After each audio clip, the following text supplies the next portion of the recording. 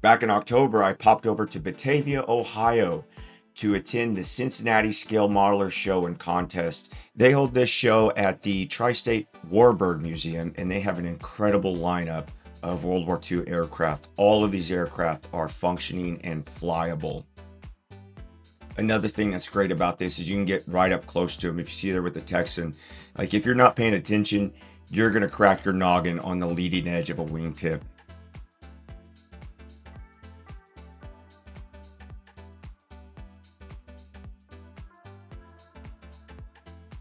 Now, the B-25 Yankee Doodle is a movie star. She literally has an IMDb page. If you look closely, you can see it's artificially weathered. That's because it was used in the 2019 Hulu series Catch-22, previously used in Pearl Harbor, and then she was also used as the camera ship for the Harrison Ford film Air Force One. This is a really cool facility. Models aside, if you have a chance to pop over and check this place out, do it. You can get right up close to everything you got in the bomb bay there. You see here they have the P-40 Kitty Hawk in the New Zealand markings, which is a beautiful aircraft. 3 aircraft they didn't have there: P-51, FW-190, and a Grumman Avenger. They were out on loan or getting repaired. They had 2 hangars, one with models on display and one jam-packed with vendors. It was a great time. All right, welcome back. Yeah, so we got all of our awards here, the best ofs, all the various categories. Best of for, best of show. And then our special award, we really like this one too. It's the Boss Hog Award, sponsored by Mission Barbecue. And it really goes to a model that tells a story, depicts heroism for the United States. Whether it's a first responder, someone in the military, it could be a 9/11, just anything that shows heroism around the United States. It's U.S. focused, and that's just really special. And it really ties into the museum here, preserving World War II history and all of our veterans. So that's real special to us. That's awesome. And that is unique to the Cincinnati Scale Modelers show. That is unique to our show. Mission Barbecue is our sponsor, and this has gotten a lot of accolades. If you want to win the Boss Hog, you got to come out to Cincy. That's it. Very cool. Thank you, Mike. Thank you. Appreciate it. All right, guys. I'm here with Jason Chatwell from Mojo Model Works. Jason, what do you got today? So this is all 3D printed kits that I've designed myself. Some of them I might spend a week or 2 on. Other kits I spend as much as 6 months designing these in Blender, 3D print those, and this is the result. Stuff that you can't find anywhere else. Like a White Castle slider? Like a White Castle slider. So what got you involved in 3D printing? COVID. So I was a graphic designer when COVID hit, and a lot of my customers were restaurants. I designed a lot of restaurant menus, and that slowed to a halt. And so I went to my computer every morning and had my coffee, and I worked on learning Blender instead of using my 2D software. Yeah. And got into 3D design. I already loved model making, so it just kind of meshed together well. That's awesome. And now I saw you this past spring at the Roscoe Turner show, and you had some Star Wars stuff. Yep. Was that your first foray into 3D printing with Star Wars? What was your subject that got you in? It was. So the TIE Bomber was the kind of the first kit that I designed, and simply because there were no kits of that available. And I had some of the Bandai kits, so I started with a 1/72nd scale TIE Bomber, and actually started designing in Tinkercad. So if anybody out there is thinking about getting into 3D design, Tinkercad's a great place to start. It's not as basic as it looks. Okay, very cool. And it looks like you have some more real world stuff here. What do we got in front of us here? So in March, I went to the Air Force Museum in Dayton. And I've always been a big fan of the A-10 Warthog.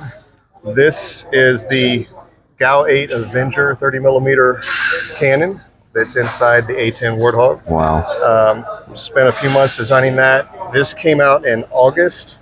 It's 1/12 scale. It builds out to about 21 inches long.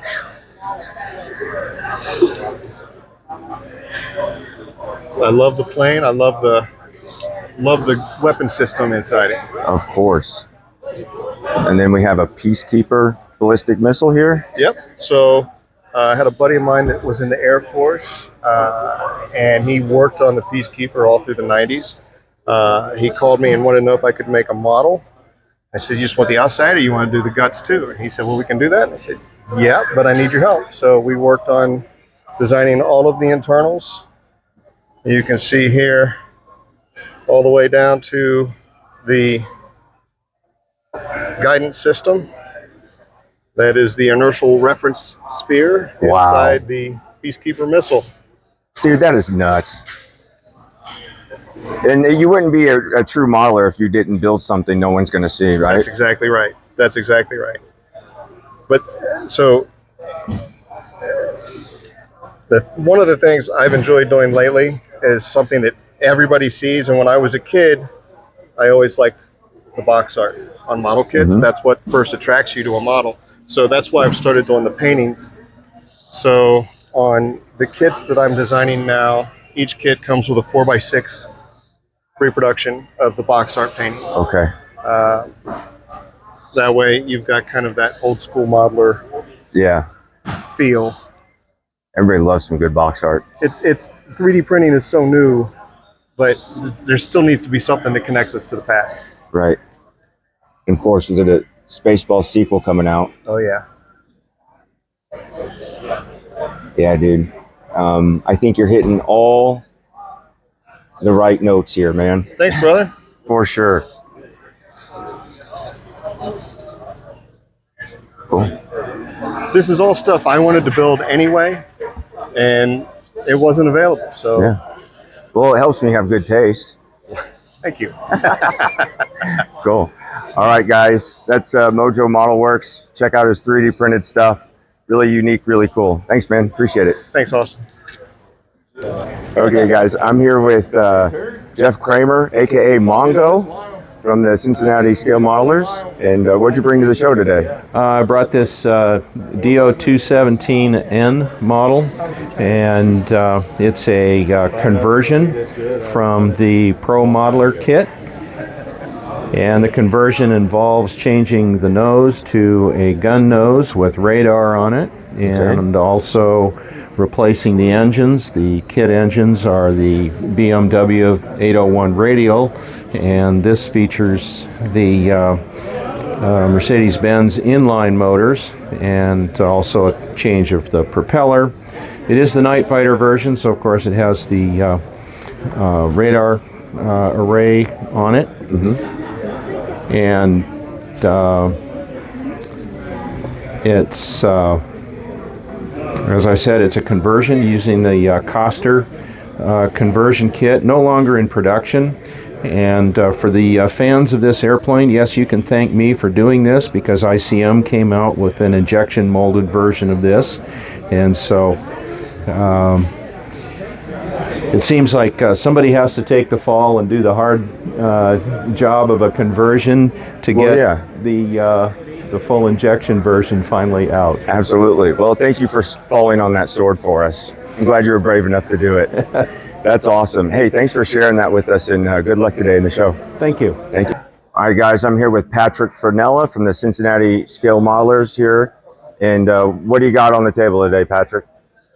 Here is a custom project that started off as a MG Zaku Warrior from Seed, and I did a bunch of scratch building, changed a bunch of stuff around, and turned it into kind of like a goof, or what, you know, Gundam fans know as a goof, easily recognized by the two spikes on the curved spikes on the shoulders. So it's supposed to be a winter unit, that kind of winter whitewash that you usually see in military stuff. Mm-hmm. Yeah, and it turned out pretty cool. It's going to get shipped to a friend of mine that lives up in Canada, so I wanted to do kind of this winter theme. Scratch built the backpack out of an old Revell 172nd Huey. Okay, that's nice. That kind of turned out pretty cool. Yeah. So yeah, man, it really started me down a road where combining military stuff with Gundam stuff, and if you don't really have any rules, you just want to do what you want to do and make something that looks cool, you know? Yeah. It doesn't have to be in the anime, you know what I mean? Right. You could do it's your model, you could build it however the hell you want. So I said, you know what, screw it, man. and it looks awesome. And I do have to say, the weathering looks way better in person than it does on. I'm not doing it any justice. It's on hard camera. to pick up. I don't know why that is, dude. The oil paint's just like everything's done with oil paint. 100% of the weathering is done with just your basic oil paints through oil paint rendering, which I learned from Mr. Mike Rinaldi, Yeah. the GOAT. Once I learned that, I never went back. So, yeah, man. That's And awesome. I got an Instagram that's Patty Cakes Plamo. Anybody wants to check it out. And I usually show all my work in progress, all that stuff. And yeah, man, it's fun mixing military with Gundam or just mecha in general. Of course. You know, people do it in Japan. It's a big thing. But like here, it's like a little weird, you know, like people are like, can you do that? Is that is that a thing? Is it allowed? Yeah. It's just like, just do whatever you want. Yeah. You know, it's That's cool. awesome. Yeah. Well, thank you so much, Pat. And that's a really incredible piece. So I appreciate the time and Thank you. appreciate you showing that off to us. Thank you, man. I appreciate Thanks, it. Thanks, man. All right, gang, I'm here with a familiar face, Mark Spalding. What'd you bring to the show today? I've got the Kitty Hawk OS2U Kingfisher, And 1/32 scale. that is, Added the Kalic instrument panel, faces 3D printed decals. Everything else is scratch built. wow. Yeah, I love the little scaffolding you have there for the engine maintenance. Yeah, it's made out of styrene rod, and I use a lot of solder for my wiring, and I use solder for the top frames. Mm-hmm. And then I use a lot of wine bottle foil, and I use that for the seat belts. I've used that for the stanchion holders on the catwalks, Yeah. on the work stands. The wine bottle foil, the strap is wine bottle foil that holds the work stand on. Man, that is gorgeous. Thank you. It's done with Tamiya paints, just the regular water-based acrylics. I use isopropyl alcohol for a thinner, Yeah. and then it's weathered with oils. Do a little bit of pre-chipping with painted silver first, and I'll use a masking fluid on a sponge to add some chips to it before the paint job goes on. Yeah. And seeing, I've stayed away from 32nd scale because of space, but seeing how much detail you pack into your 32nd scale kits is, Well, you know, a lot of it for me became necessity because the older I'm getting, the worse my eyesight is. So 72nd and 48th are more challenging for me. yeah. You know, but I love 32nd scale. Like you said, I love the detail I can pack into them, and I just like the scale. Yeah. Looks good, man. Thank you. Hey, great work and good luck today. Thanks, Mark. Appreciate it. Thank you. Okay, guys, I'm here with Derek Coos today, shipbuilder. What'd you bring today, Derek? Well, today I have got my 1/350th Tamiya IJN tone. This was the Tamiya kit with the Edward photo etch sets. There was a railing photo etch set and another just general photo etch set that was added onto this. A couple of small, I'll call it scratch built details, but they're really not scratch. There's some extra wings sitting on the side of the funnel here that were just that's cool. Spares that I used from the same kit, from this tone kit, but was able to add that little detail in there. But other than that, it's pretty much the kit with just some photo etch and rigging added. This is all spray cans and acrylic hand painting. Airbrush was nowhere in sight on this build. Oh, wow. I do not use it in airbrush, so It looks fantastic. much appreciated. And we see you did it clean, museum style, yeah? Museum style. I give a lot of credit to the shipbuilders out there that can do weathering and make it look realistic. I just feel like after spending a couple hundred hours on a kit, I just can't, for the life of me, take a brush to it and start adding in salt marks and pitting marks and everything else. It just kind of ruins it for me personally, but I give a lot of credit to the guys out there that can do it and make it look like it's actually been out at sea for a few months. Absolutely. Very cool. Okay, guys, I'm here with Dave Welch. Dave, what'd you bring to the show today? Well, I brought basically a 172 scale Bandai X-Wing fighter. It's almost entirely built out of box. There's no actually any additional details, and it's just a paint job. The base is just a wooden 4x4 block that I ordered off of Amazon, and I'm not sure what they call it, but like the green sort of bases that you use for aircraft, and I just photocopied to get it kind of that dark gray color and glued it on there. Oh, okay. So that blur, that would be foliage. Yeah, You just made it but it's look black blurred, and so white. it kind of looks Right. like it could be the Death Star or whatever Oh, it that's is. It's really, kinda yeah, what- dude. That's, It seemed like it gave it kind of a look like it was actually kind of moving. yeah, I like that a lot. So- That was a really neat idea. I wouldn't even thought of that. Very cool. Yeah, and these kits are real nice. Yeah, it goes together really well. It was a lot of fun to paint. Yeah, it looks And then, good, man. Right on. Well, And then oh yeah, what do you got? over there's a AT-AT walker that I did. Okay. It's just kind of fun to do it. The little snow speeders I got off of a game set that my kid had. He doesn't know they're missing. So That's just a to good kind of move. add a little bit more detail to it. I love that. The snow was just, I start off with modeling clay and just kind of wrinkled it a little bit. And then there's, I think it's AK Interactives. They make like a micro balls. Yeah. Just brush on a little bit of Elmer's glue and then just sprinkle it on there, as well as on top of the walker itself to make it look like it was getting snowed on. And I love the blast craters you have in the snow there. It was a lot of fun to do. Well, who doesn't love the Battle of Hoth, you know?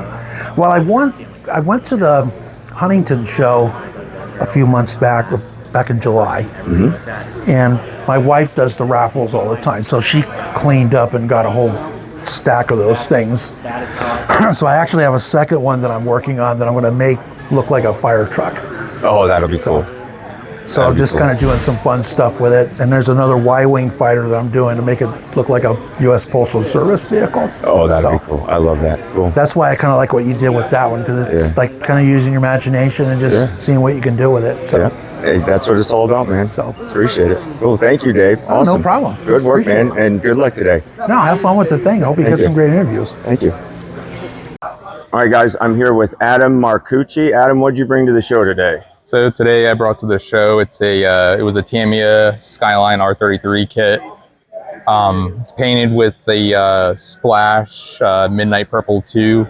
And as you can see, I've added underglow, and it has headlights and taillights. So for the headlights and taillights, I have 1.8 millimeter LEDs, and then the underglow is done with LED filaments that I actually order off Etsy. That's awesome. Man, you really nailed that. And the what would you say, the pearlescent of that paint job? Yeah, it's kind of color shifts too. So if you look at Yeah. a different angle, it'll go to like a greenish purple. Yeah, And I have the carbon fiber hood on there also. of course. Man, you killed that. Thanks. Beautiful finish too. But yeah, the lights really make it what it is. And you said it was a piece of cake with the lights, yeah? You said you just had a really great time doing It was that? a little tedious. I mean, running the wires, using this small scale wiring, and making sure you can actually put it together after you're done with it. And then just squeezing a battery in there. So the battery I have in there, it's a CR2032. It's kind of like what you would have in like a sight for like a gun or like a camera. So it's jammed in the trunk area. Okay, that's cool. Man, great work, dude. Thanks. It looks like you walked home with the silver today. Yeah. Pretty cool. All right. Well, thank you for sharing, Adam. Oh, yeah, and congratulations on the bling, man. Yeah, thank you.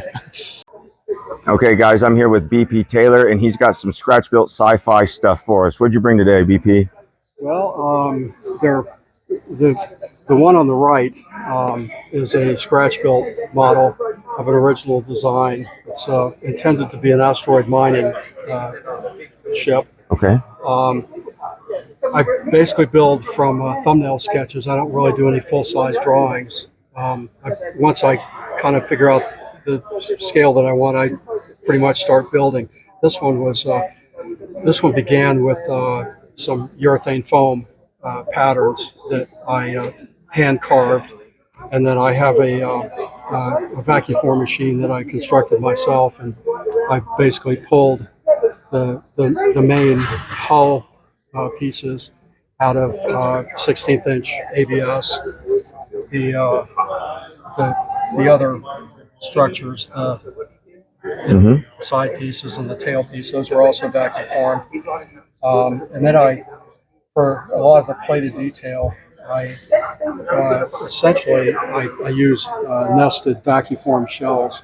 When I'm pulling the main shape, I trim that out, leave that on the vacuum form pattern, then I vacuum form a thinner shell over top of it, and those are then cut out for the raised paneling.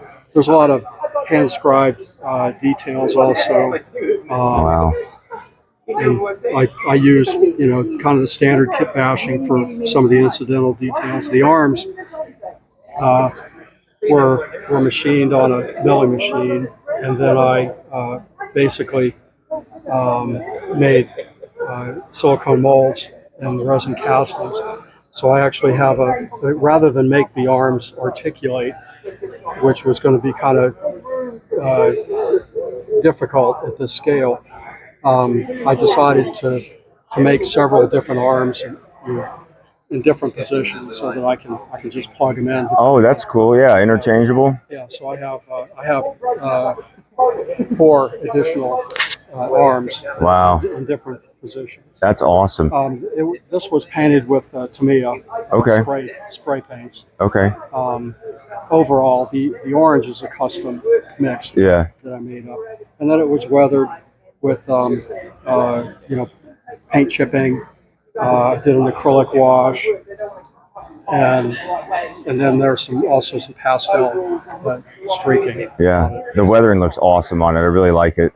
Thanks. So is that of your own design, or is that something? It's basically something Okay. when you're sitting down and you're just kind of doodling shapes. Sure. And that was the result of one of my thumbnails. That's very cool.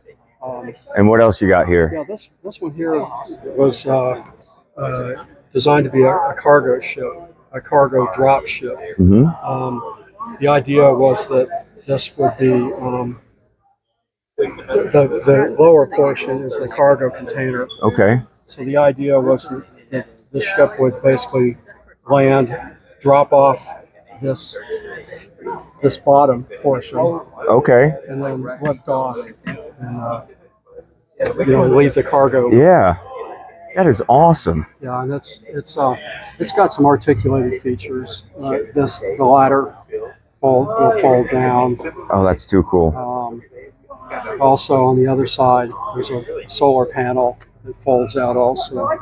Wow. And you got the lights on it? Yeah, got lights on it. Both of these models are 1/48 scale. That is awesome, man. Basically, this one was a little more kind of a scratch bash because I used